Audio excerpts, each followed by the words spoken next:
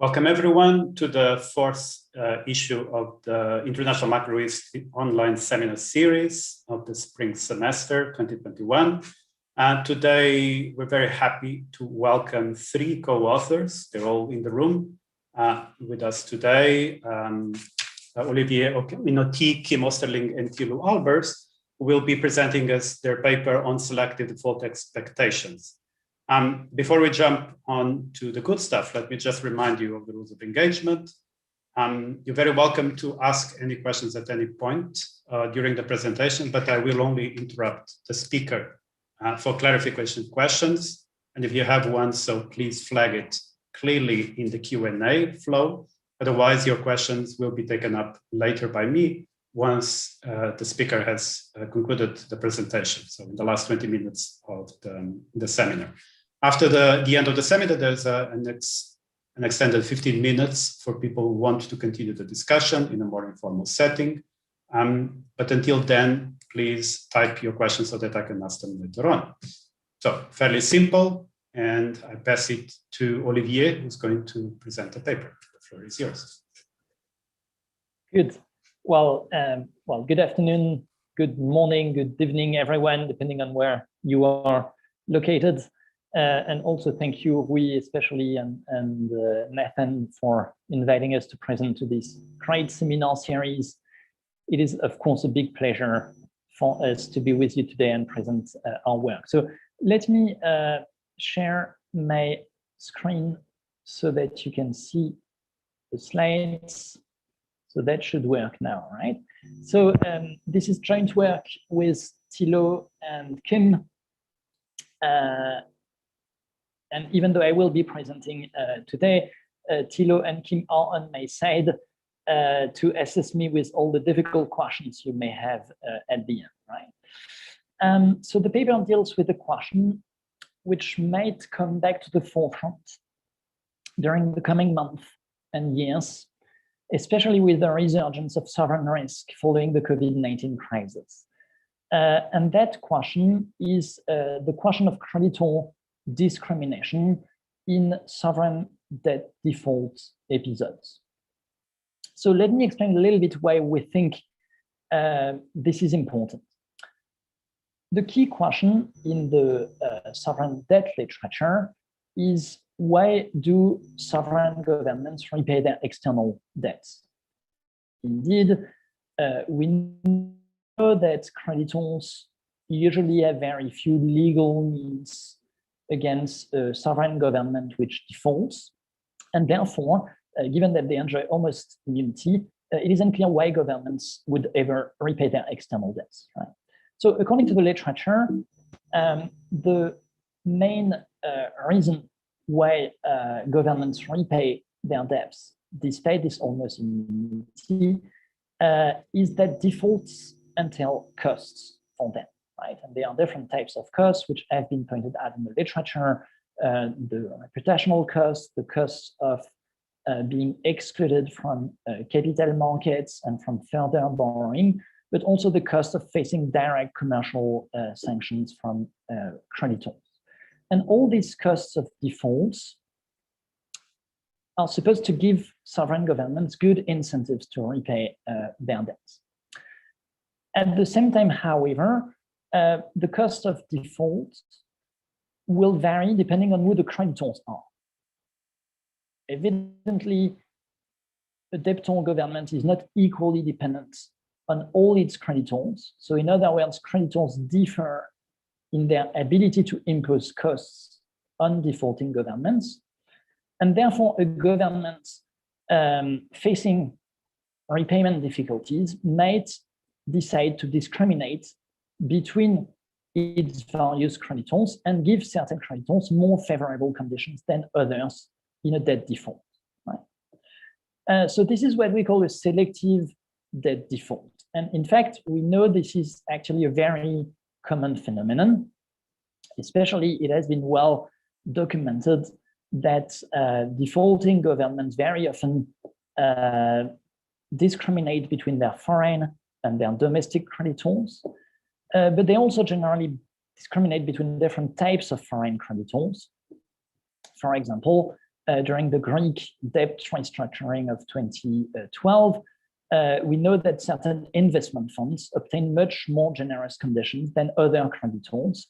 And also today, as a new wave of debt defaults is becoming more likely in the wake of the COVID-19 crisis, there is ample discussion in the press about how governments in emerging market economies and frontier market economies will treat their different creditors. So because selective defaults are common, it is likely that investors anticipate them and that they matter for how sovereign bond markets work.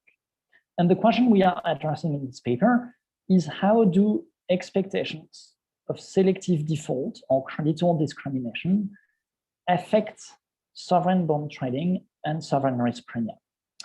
And in fact, it is a quite challenging question because obviously it requires measuring selective default expectations. And selective default expectations are by nature very difficult to measure.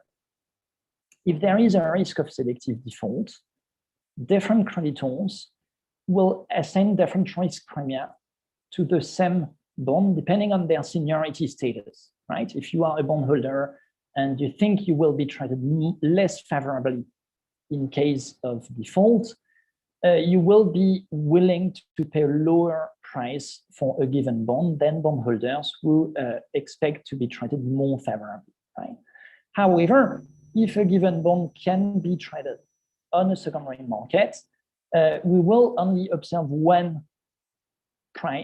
market price for all creditors, and therefore we will not be able to know what price each creditor would be willing to pay for the bond and what are these different risk premia that various types of creditors assign to the same bond. Right? So to study selective default expectations in that paper, what we do is to focus on a specific episode which we think provides a historical laboratory for this question. And that episode is the German external default of the 1930s. So why do we think this episode constitutes a unique historical laboratory? There are three main reasons. First of all, in the 1930s, it became likely that the German government would not honor its external debt in full. However, creditors in different countries did not all expect to receive the same treatment from Germany in the event of a default, right? So as we will see, there were expectations of creditor discrimination. That especially creditors from different countries did expect different treatments. So that's the first reason. Second, a nice feature of this episode as well is that exactly identical German government bonds were traded in different creditor countries' markets throughout the 1930s. However, as we will see, as the likelihood of a default became higher, creditors organized the strict segmentation of the bond markets so that investors could not arbitrage German bonds between countries, between markets. So what this means concretely is that we can observe what different types of creditors, and in that case, we mean creditors from different countries, were willing to pay for the exact same German bond during the 1930s. And this feature will allow us to measure expectations of selective default and then analyze their determinants. Right? So concretely, what we did for this paper was to collect data on the market for German government bonds. So we collected daily prices for German government bonds on 4 creditor markets from 1930 to 1939. I will give you more details in a few minutes. And we also assembled some data on the volume of trading between creditor markets And as we will see, that will be another important aspect of the paper, right? So we analyze this new data, and we have three main findings. First of all, we show that when creditor markets were integrated, selective default expectations could not be observed in bond yields, but they affected the volume of bonds traded between countries, right? And especially the most junior creditors, the creditors who expected to be discriminated against, tended to sell their bonds to the most senior ones because they expected this discrimination, right? However, when creditor markets became segmented, it became impossible to arbitrage bonds between countries, between markets, and the yields on German bonds started reflecting a selective default risk premium, which we are able to quantify, right? And what we find is that selective default expectations were very substantial in that episode. They accounted, as we will see, for about 1/3 of the total risk premium on the German external bonds in the period from 34 to 39. It was about a 7% premium, so something really substantial, right?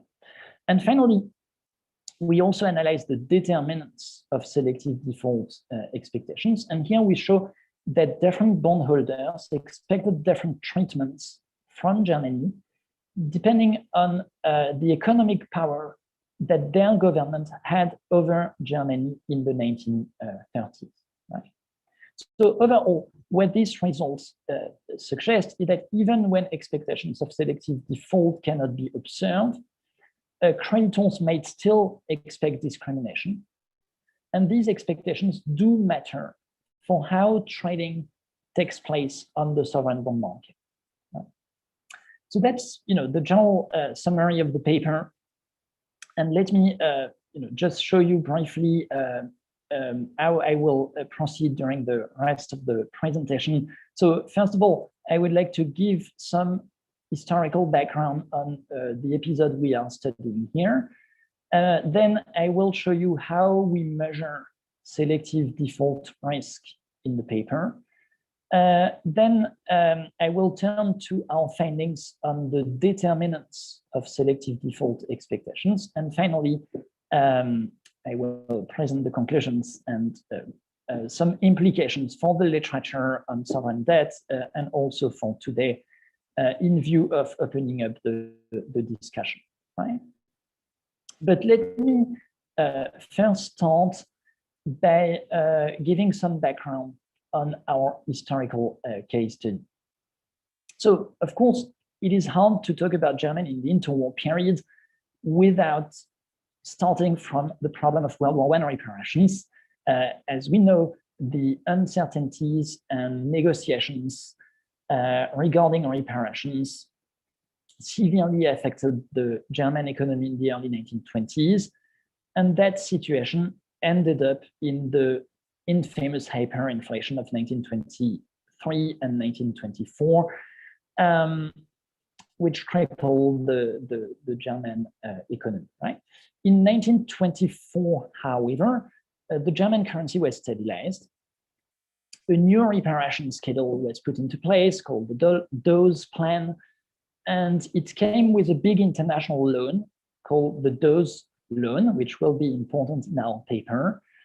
And the following years were actually quite good years for Germany, as capital started flowing into the country again quite massively. However, that boom was of short duration, and starting in 1928, the capital flow surge was followed by a sudden stop, which had different causes, but which resulted in a severe financial crisis in July 1931. So the 1931 crisis severely affected the German government's ability to repay its external debts. However, it is only when Hitler came to power in 1933 that the German government started defaulting on its long-term debts. So first of all, in June 1933, there was the first default on the debts issued by German provinces and municipalities. And then in June 1934, the German finance minister Hjalmar Schalt announced a complete transfer moratorium on all of Germany's foreign debts. Right. However, even that default, the 1934 default, was only a partial default. On the one hand, the German government unilaterally defaulted on US bondholders by reducing the coupon on bonds issued in the US. On the other hand, however, it did not immediately default on its European creditors. Instead, what it did was to start engaging into bilateral negotiations with each European creditor country. Right? And these negotiations led to a series of bilateral trade treaties, which were signed in the summer and in the fall of 1934. And these treaties combine an aspect about the debt settlement and an aspect about commercial relationships. And they guaranteed, for the time being, the full service of German government bonds held by European residents. So at that point, there was still no default, no actual default on European bondholders, right? So the situation lasted for almost a year. And then these arrangements were bargained over continuously. And that led the German government to actually default on certain European creditors. So the first creditors to be defaulted upon were Swiss bondholders in April 1935. And then Dutch bondholders were also defaulted upon in June 1935. However, Germany continued to pay full interest to British and French bondholders until the summer of 1938, right? However, during the entire period, as you can imagine, there were strong uncertainties about the treatment that each European creditor and creditor country would receive from Germany, right? And in this context, the question we want to ask is, how did investors assess this risk of discrimination and this risk of selective default, right? So to answer that question, as I said before, we collected daily prices of German government bonds in 4 European markets, and these markets are London, Paris, Amsterdam, and Zurich, and we took them from financial newspapers. And we focus on the Dawes bonds in the paper. As I said before, the Dawes loan was the loan which was floated in 1924 as part of the scheme to settle the reparations issue. And one important feature of the Dawes loan is that it had a huge sterling tranche, right? So more precisely, the British, the French, the Dutch, the Swiss, and the Belgian tranches of the Dawes loan were all denominated in sterling. So what this means here is that exactly identical German government bonds were traded across various European markets throughout the 1920s and the 1930s, right? So these bonds were exactly identical. They were all issued by the German government. They all had the same coupon. They all had the same maturity. And they were all denominated in a single currency, which was the pound sterling, right? And this graph shows you the price of the sterling Dawes bonds in the 4 European markets from 1930 to 1939. So sorry, what we see here, yes, sorry, sure. There's a clarification question from François Velde. Are these bearer bonds or registered bonds? And so what does it mean to be, say, a Swiss bondholder? Well, yeah, well, I think that will come up, that will become clearer later in the presentation. So in the first place, there was no registration, right? But then, as we will see, as markets become segmented, you need to register as a Swiss, French, or British bondholder, right? But I think they will become clearer in a few minutes when I explain a little bit more the conditions for market segmentation, right? So if the person who asked the question can wait for a few minutes, I hope they will clarify. If not, then ask me again, obviously, right? Okay, so here we have the price of sterling DOGE bond in the various European markets from 1930 to 1939, right? So what we see here is that the price of these bonds were nearly identical here in the period from 1930 to June 1934, which is the date of the announcement of a transfer moratorium, right? However, after June 1934, the prices of these identical bonds started diverging across European creditor markets, right? And these price differences were substantial and persistent, right? Especially what we see is that those bonds traded at a much higher price in London than in any other market, right? Especially the Zurich and Amsterdam markets, and the Paris price was in between, right? And what we argue here is that these price differentials between markets reflected expectations of a selective default on certain countries' bondholders, so continental countries' bondholders, right? So investors expected British bondholders to be treated more favorably than continental European creditors, French, Dutch, or Swiss, right? So to make this point, let me first make a brief theoretical clarification. So let us suppose here that the German government has borrowed from bondholders in two creditor countries, which we will call S and J. And let us suppose that the bondholders in country J are junior, which means that they will be the first to be defaulted upon if there is a default. Whereas the bondholders from the other country S, are senior, which means they will be the last to be defaulted upon if there is a default, right? So here we can consider two possibilities, right? So first, let us suppose that bondholders from the two different countries can freely exchange their bonds with each other. So if that is the case, it means that the bond markets of country S and country J are integrated, right? And if they are integrated, well, according to the law of one price, we should observe that identical bonds should trade at almost the same price in the two different markets, right?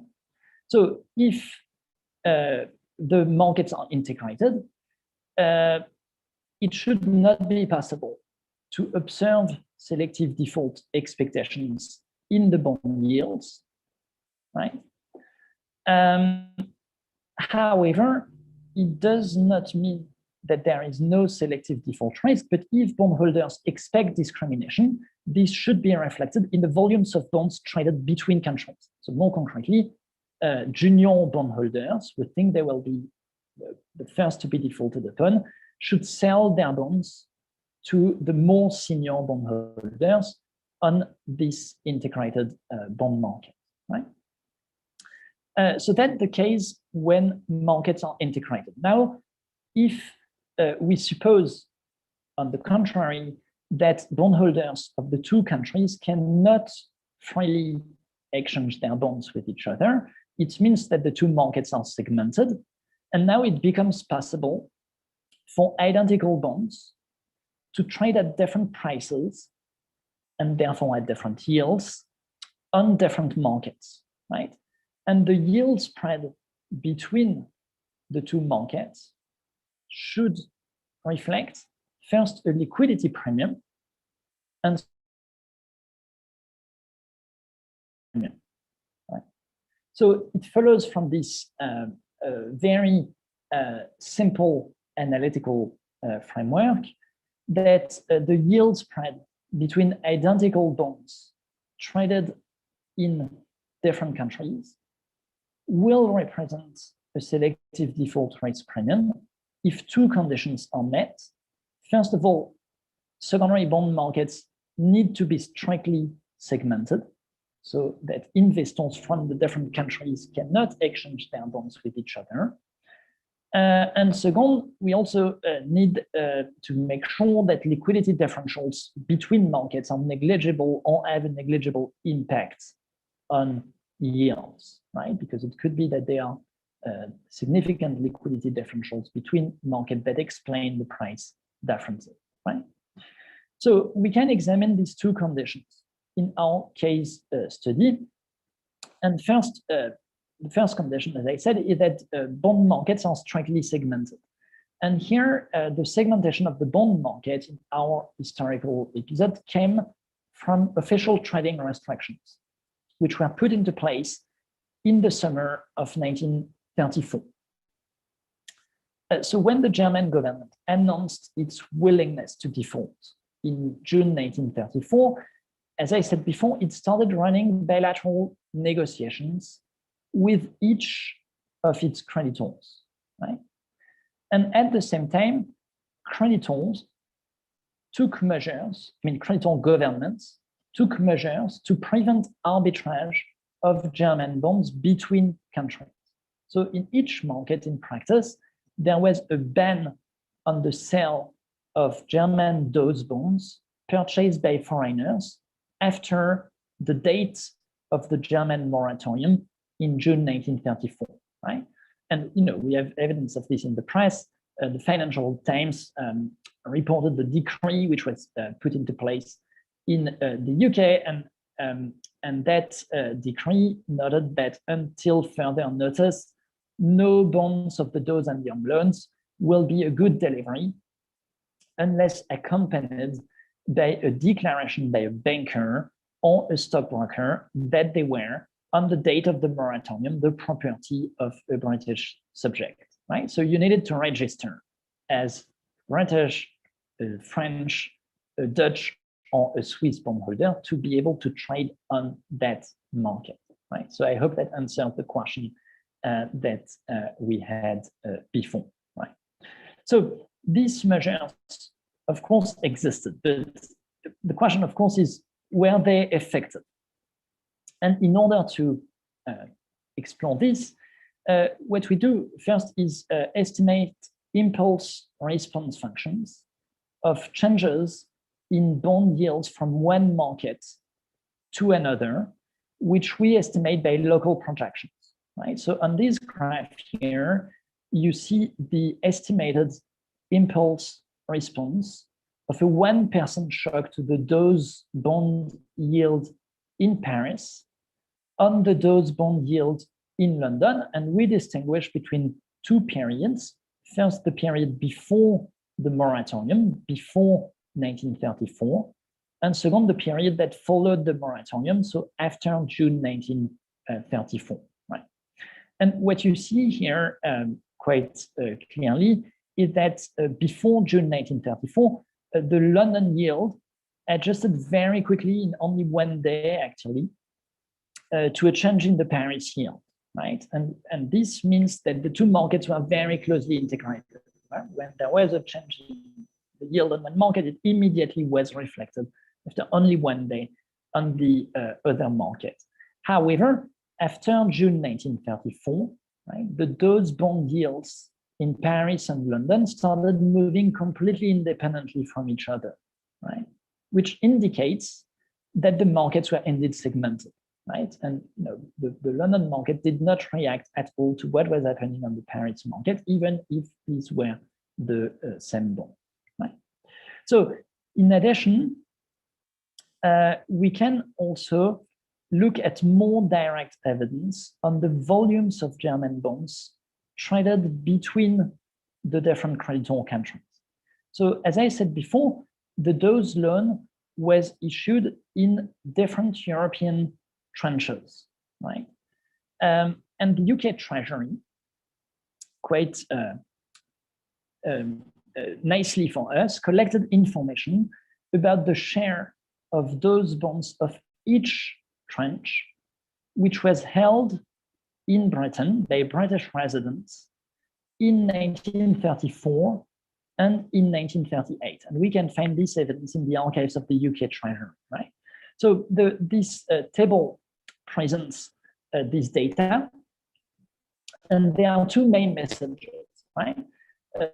First of all, what we see that between 1924 and 1934, so before market segmentation was put into place, there was significant trading of German DOGE bonds across borders, right? So for example, you can see here that 58% of the DOGE bonds which had been issued in France in 1924 were held by British residents in 1934, right? And this is exactly in line with what our simple theory predicts, right? Because European bond markets were integrated, selective default expectations were not reflected in bond prices. However, they were reflected in traded volumes, right? And between 1924 and 1934, sorry, what we see that the more junior French bondholders progressively sold their bonds to the more senior British bondholders, right? However, after 1934, what we see is that there was almost no trading across markets. The shares of the various tranches of the DOGE loan held by British residents almost did not move between 1934 and 1938, which indicates that market segmentation was actually very effective, right? So it is clear that markets for German bonds became strictly segmented after 1934 default expectations. We also need to rule out the possibility that the price differences we observe between markets were not simply due to liquidity differentials.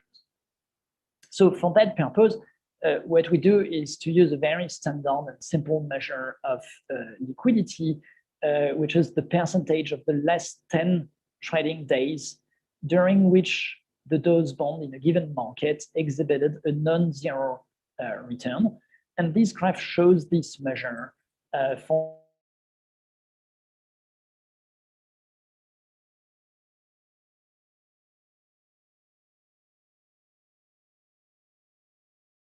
significantly less liquid than the other, and it is the Zurich market.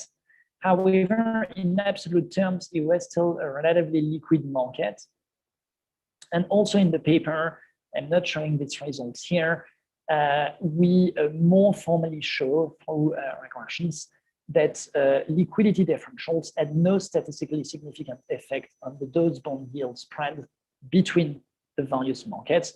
So they had a negligible impact on the yield differential, right? So given first that markets were strictly segmented, geographically segmented, starting in 1934, and second, that liquidity differentials had a negligible impact throughout the period, we can confidently say that the yield spread between markets mostly reflected expectations of a selective default on certain creditors, right? And we can actually decompose the bond yield in each market into three components. First, an international risk-free rate. Second, a general default risk premium, which proxies for the risk of a default on all bondholders. And second, a selective default risk premium, which which is a premium for the risk of a default on one country's bondholders only, right? So here we proxy the risk-free rate with the yield on the British Consul, which was, probably an international safe asset at that time, the international safe asset. And we proxy the general default risk premium by the German DOS bond yield in London.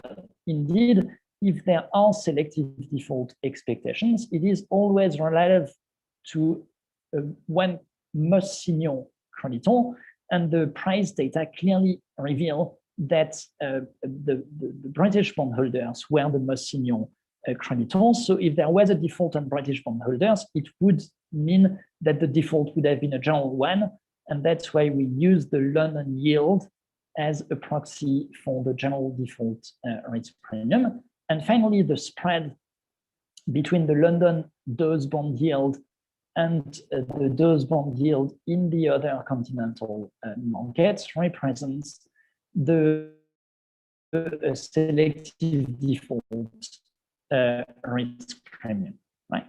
So that graph shows the European market. And what we see that expectations of a selective default on continental creditors were very substantial.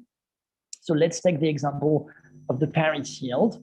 It is important to remember here that there was no actual selective default on French bondholders during the whole period. French bondholders kept receiving the same treatment as British bondholders.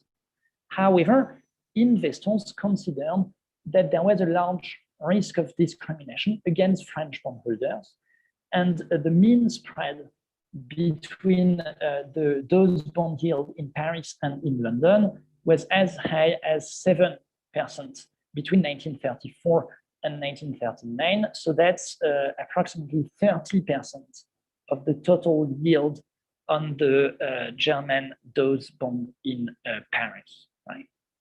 So what this means here is that expectations of selective default were very substantial. Before 1934, these expectations could not be observed in the yields, but they did matter.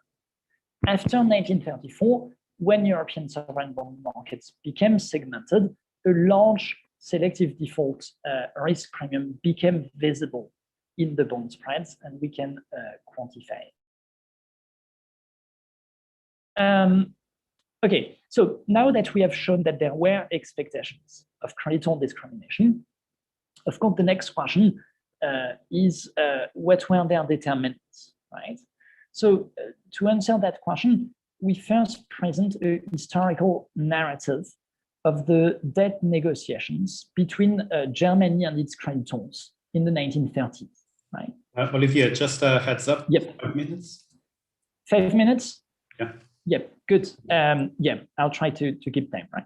So, so the first question we ask here is, why did investors consider that British bondholders would be treated more favorably by Germany than the other European creditors, right?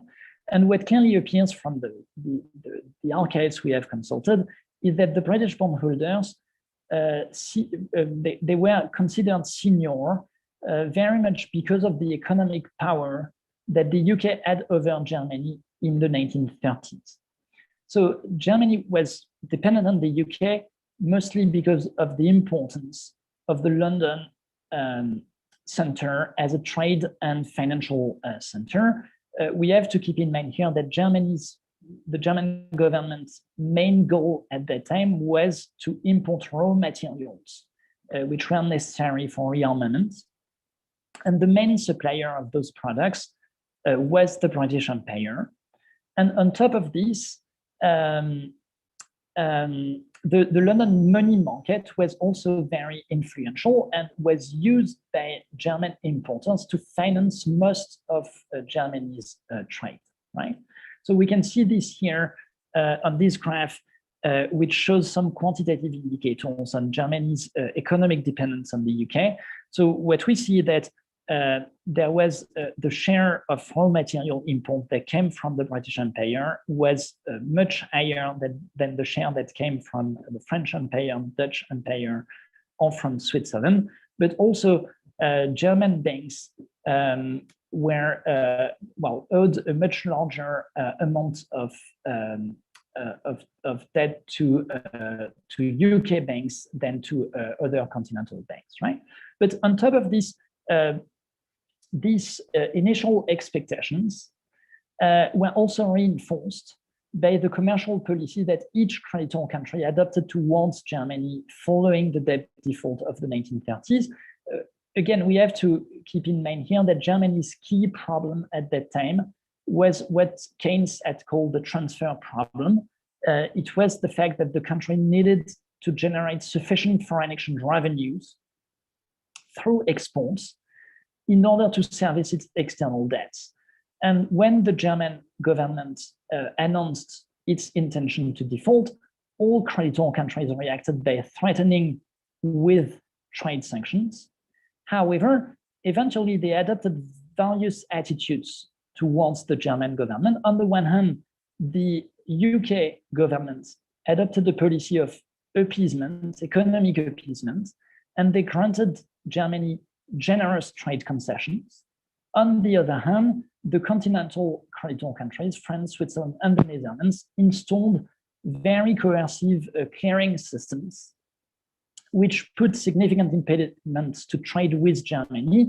And eventually, that led to a rise in trade costs between Germany and the continental countries. And this was bad news for the continental creditors because it meant that it became more difficult for Germany to generate sufficient export revenues to repay them, right? Okay, I'm running out of time, but let me very briefly explain what we do as well. So to further analyze the determinants of selective default expectations, we also conduct an event study analysis in the paper. And for that purpose, we identify all events that related to the service of the German DOS bonds in the Financial Times and in another publication called the Chronicle of International Events. And we classify these news events according to whether the news were good or bad for bondholders, and according to the creditor countries to which they were related, right? So we distinguish between news which affected all creditors, and these were news about Germany's overall creditworthiness. So for example, if there was a report that Germany was losing foreign exchange reserves, you would expect that it affected all creditors. And then we also look at the news that affected the Anglo-German relationship more specifically. And finally, the news that affected the relationship between Germany and the continental creditor countries, right?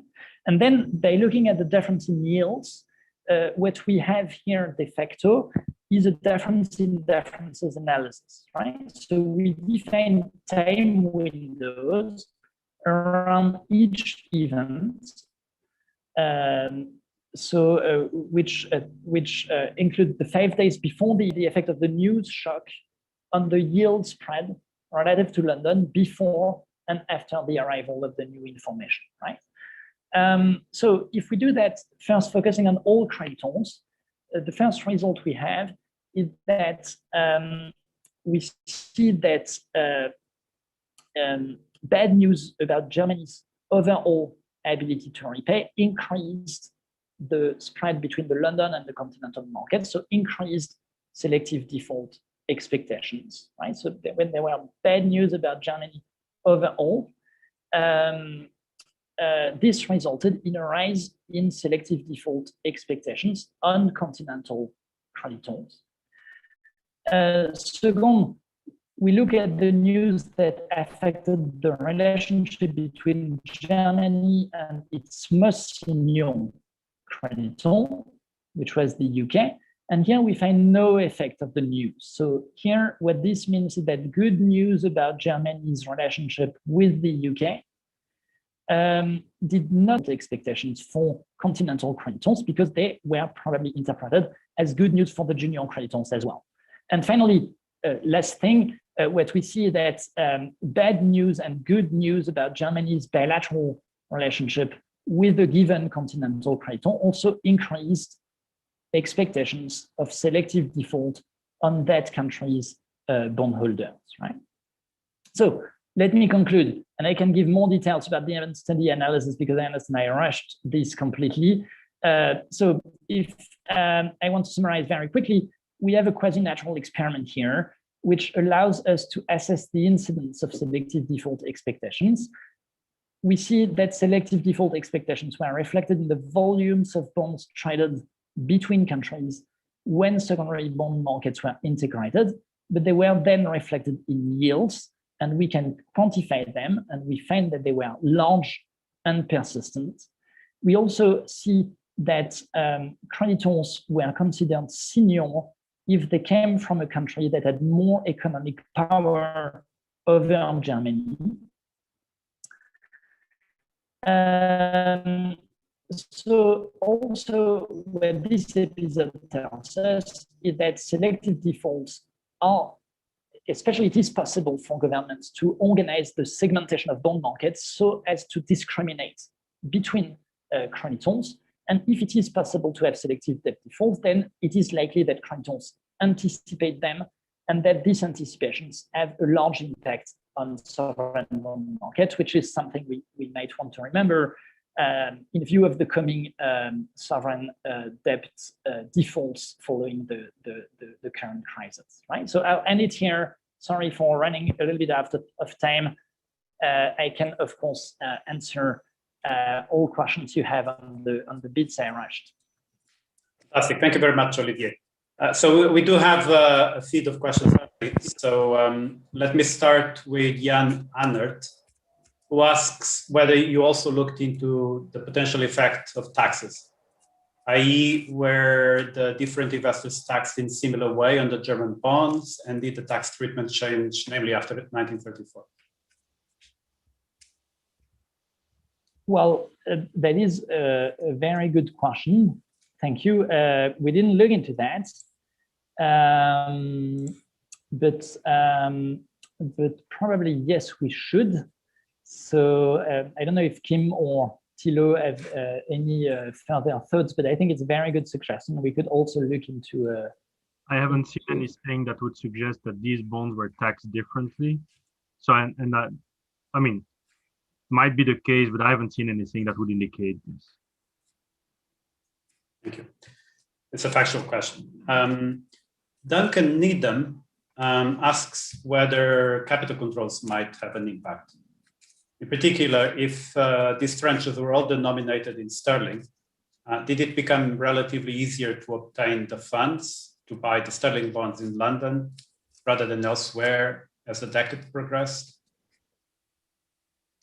So my view is that it should be, if that was the case, it should be reflected in liquidity. And again, we do not see that the London market for those bonds was more liquid than the other markets, right? So that would be my take on this question, right? Duncan, if you want to come back, just let me know and I can unmute you. But picking up on liquidity, so you have the simplest measure, use the simplest measure of liquidity possible. Is this because these bonds are actually hardly ever traded? Because you could, try the auto covariance of returns, do some kind of roll measure, just counting number of days in the week, right? And if this is the only liquidity measure you could resort to, doesn't this really say that this market was not very liquid? No, I think we could improve in the liquidity measures. These bonds are actually regularly traded, so it's not because it's so thin that we have to use this measure. So it's a good suggestion. We could actually use a roll measure or any other measure. Any other measure. Yeah. It's just a simple one. Cool. Andrea Papadia has a number of questions, so I think it's easier if I unmute you, Andrea. Hello? Hey, we can hear you.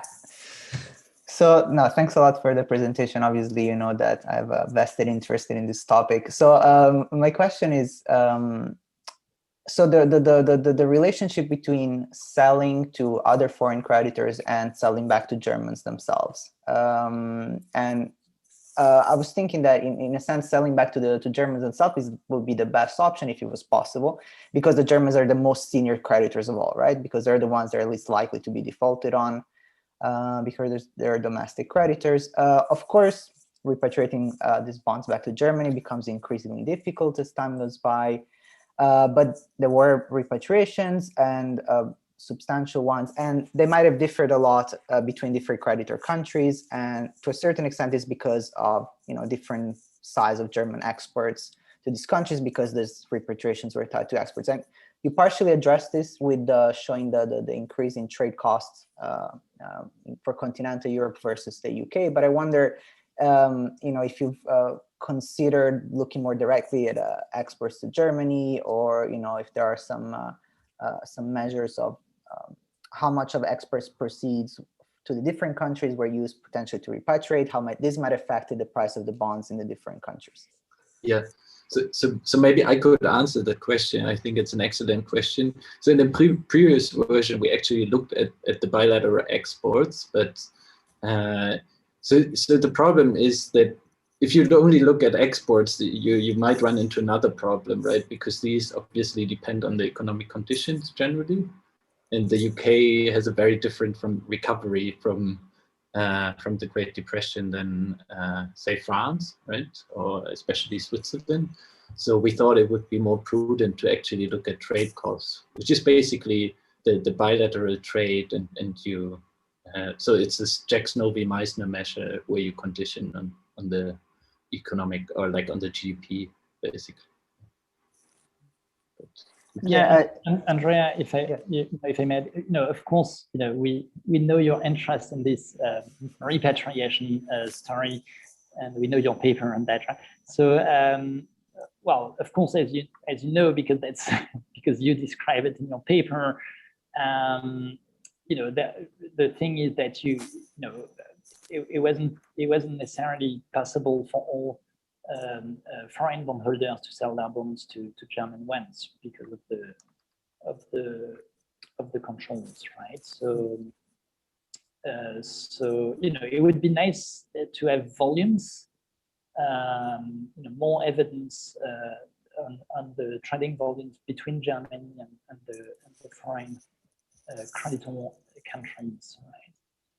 But thank you for the question. If I may add something to that yes. question, if indeed the prices were much higher in Germany and it was a better deal, then you can view our measures as a lower bound. It would mean that the premium would be even higher. So I think we didn't go into the German bonds in Germany because it was complex, and also because I must say in the archives we didn't find many mentions of this. But I think, and we took a perspective that excluded Germany. We wanted to have the international perspective. But I think, in my view, what you say, if I'm understanding correctly, would mean that what we have as selective default premium is a lower bound, because the price would be even higher. So the yield in Germany would be even lower, and that would mean that it's even a bigger selective default premium. On your other question that I've seen about junior, and it links to a question that's been raised by François Velde, and I think we might want to be a bit clearer on that, where you were asking whether people were expecting to be treated as junior versus senior. In fact, there is a default in 33 already on other bonds, where the Swiss and the Dutch negotiate a separate deal, where for that time they get a better deal on the others. So investors knew that, were reasonably likely to know that they would be treated differently, because there was a precedent just a year before. Yeah, guys, can I ask you to be sharper in your answers? I think we have 6 questions on the queue. Your papers are too popular.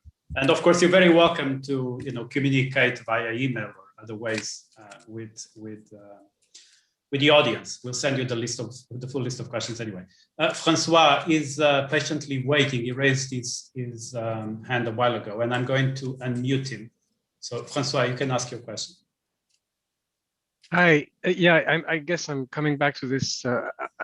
What I would like to know is what could Germany do to unilaterally default selectively? Because you kept repeating the bonds were identical, you said the bonds were bearer bonds. So until 1934, it sounds to me like Germany couldn't do anything to default selectively. And it's the power to default selectively was given to it by, at least by Britain. You mentioned the restrictions on trading in Britain. I wonder if the other countries also implemented restrictions. Then the story is, the UK knows that Germany is likely to default. It also knows that it has a higher bargaining power, so it voluntarily segments the markets and separates itself from the weaker or the countries with less bargaining power. So it's completely endogenous. Which brings me to, I'm going to be the curmudgeon, but quasi-natural experiment. Are you kidding? I mean, what's, you know, is the story that Germany defaulted randomly, or that it randomly treated some countries and not others? You know, you don't have a quasi-natural experiment here. You have a very interesting story, but it's not a quasi-natural experiment. Anyway, I should shut up. Good. So you know, it's a good point you're making about, you know, this unilateral selective default. You know, interestingly, there is a unilateral selective default in 1934 on US bondholders, but that's because US bonds were different, right? They were denominated in US dollars, they had a gold closed, so they could do that, right? But you're correct that technically it's because the creditor country's governments wanted to secure the best deals for their residents, that they had an incentive to organize the market segmentation, and therefore that made the selective defaults possible, right? And well, you know, I have to be sharper in the answer, so I'll end it here. On quasi-natural experiments, you know, I should have probably used the word historical laboratory or whatever, which means that, you know, we have exceptional conditions that are rarely observed, which allow us to measure these things properly, right? That's what we meant by that, right? Right. I think we have time for one more question before we end, and I'll give it to Peter Solar. If the bonds were denominated in British pounds, would the continental holders not also face exchange rate risk? Well, no. That's I think that's the feature of the episode, which is that all these bonds are denominated in a single currency, and the foreign exchange market still works, right? So if you had a sterling bond, a sterling cash flow, you could convert that into Swiss francs on the open market, right? What there could have been is a home currency bias risk, so that, you know, basically bondholders would prefer to hold bonds denominated, you know, Swiss bondholders would prefer to hold bonds denominated in Swiss francs, just for, not because of an exchange rate risk, but because of a home currency bias, and there could be a home currency bias risk premium.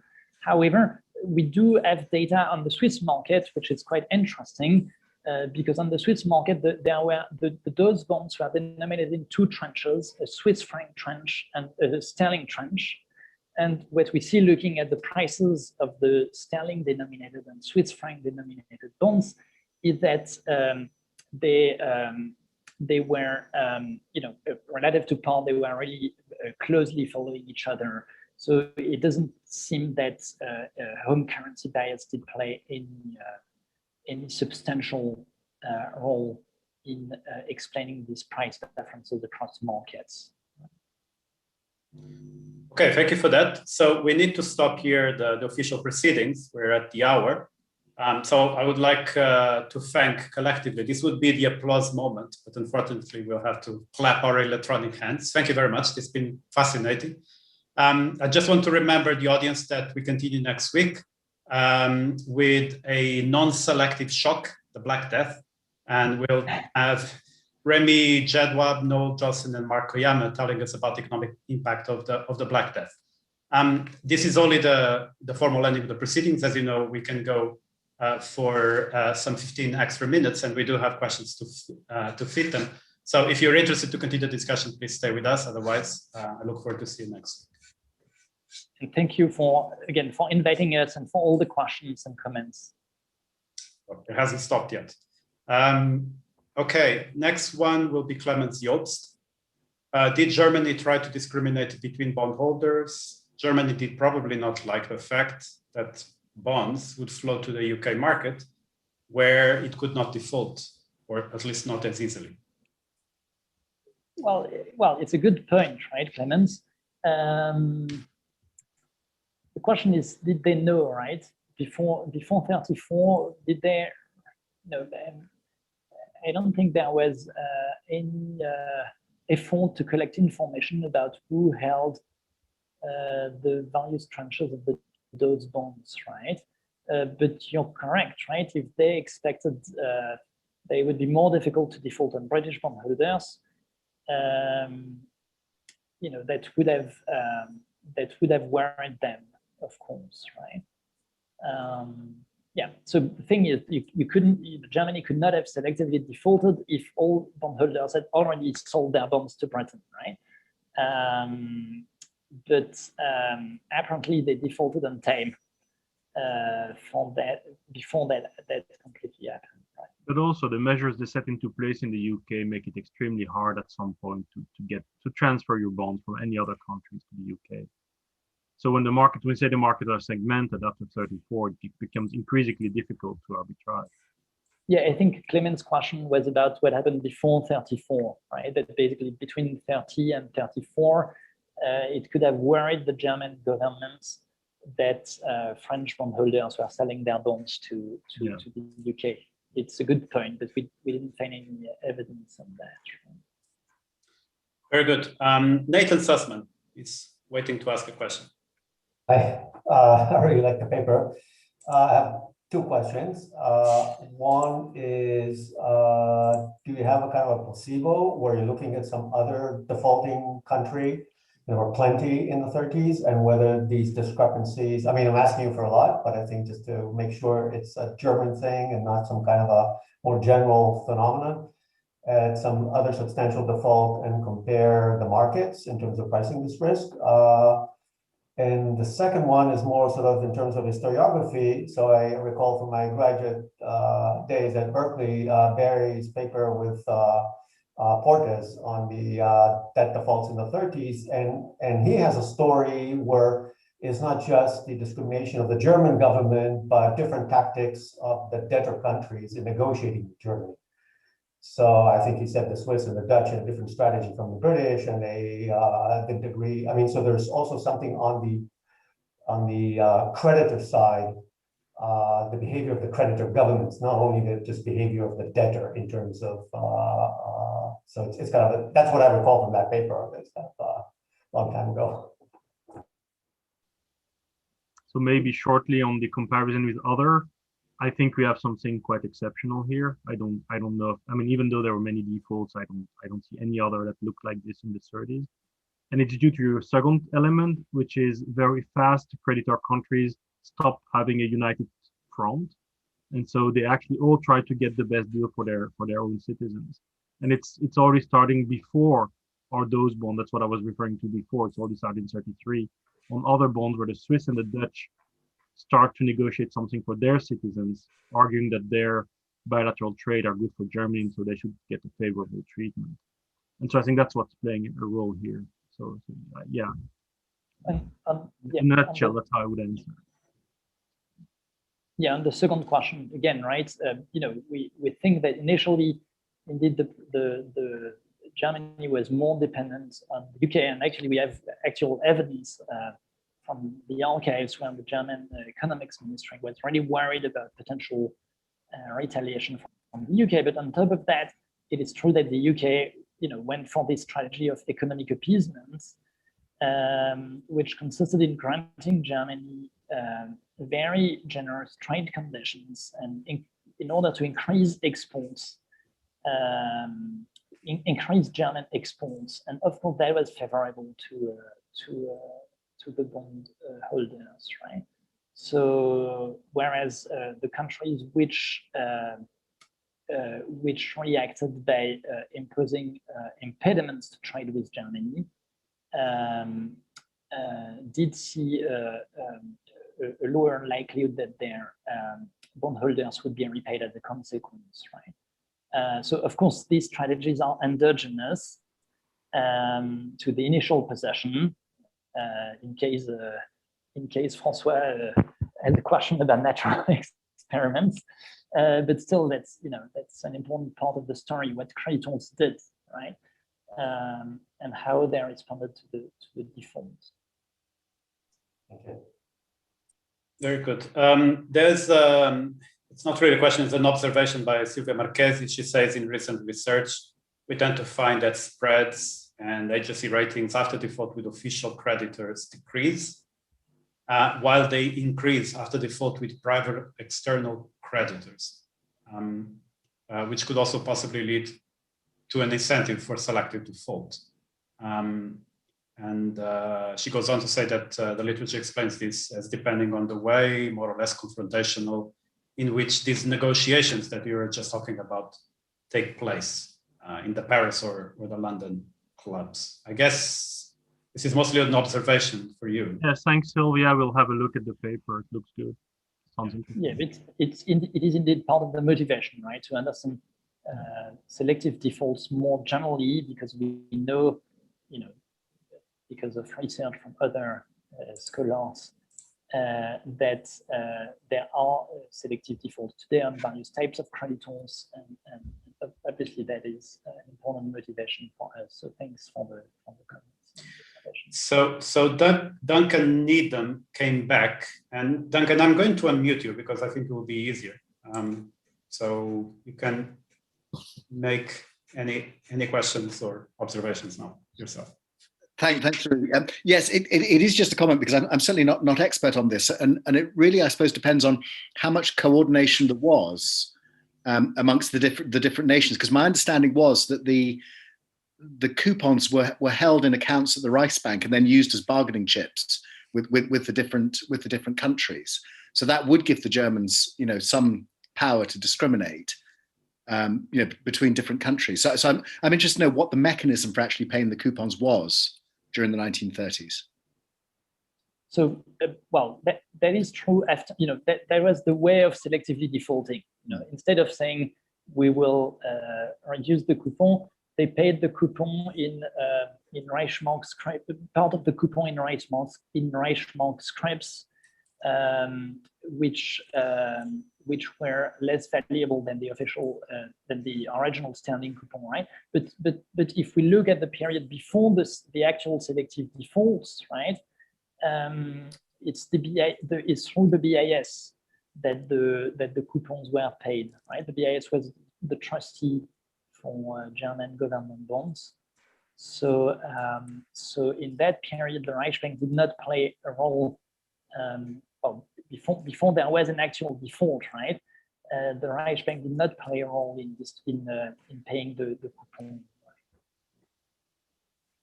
Okay, Andrea has a couple of other questions. Andrea?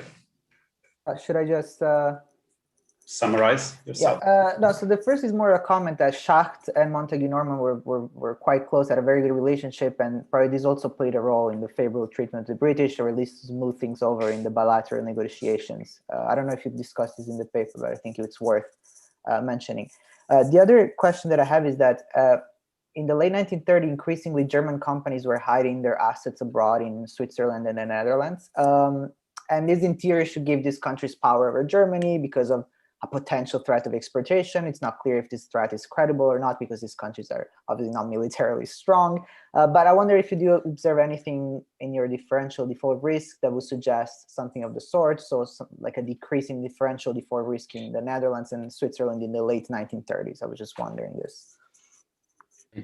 I do think actually that's a good point that we could actually look into very easily, because we have all these newspaper articles and we could actually find if this is the case.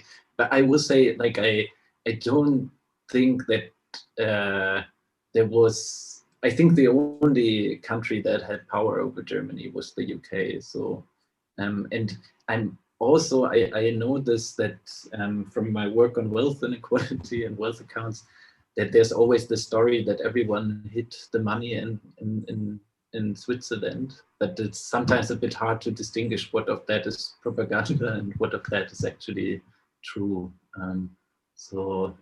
But I think we can just look it up basically in the newspapers if there's reports on this. Well, to be honest, Andrea, when I first looked at this data, I mean, we discovered this thing by surprise, right? And then we wrote the paper on this, but I was very surprised to see the British bondholders to be considered the most senior ones. And I would also have expected the Swiss to be the most senior in the first place, right? But then reading the archives, it appeared much more obvious that that the German government feared more about retaliation from the UK than from Switzerland, right? So, you know, despite the threats of confiscation, which are rightly emphasized. Right? So, and on Montagu Norman, yes, of course, but you know, it's not, you know, first Montagu Norman is not the German government, is not the UK government. And second, you know, that might have played a role marginally, but I don't think it was, you know, it was the main reason. I think the main difference is that the UK sets into place a system where they actually set something positive for the German, whereas the French and the others, they go in these clearing systems where they want to punish. And so that makes it completely different in the dynamics of international trade. And so I think that that's one of the elements that play a role. So maybe the friendship could have played a role in the shaping of the Anglo-German trade agreement.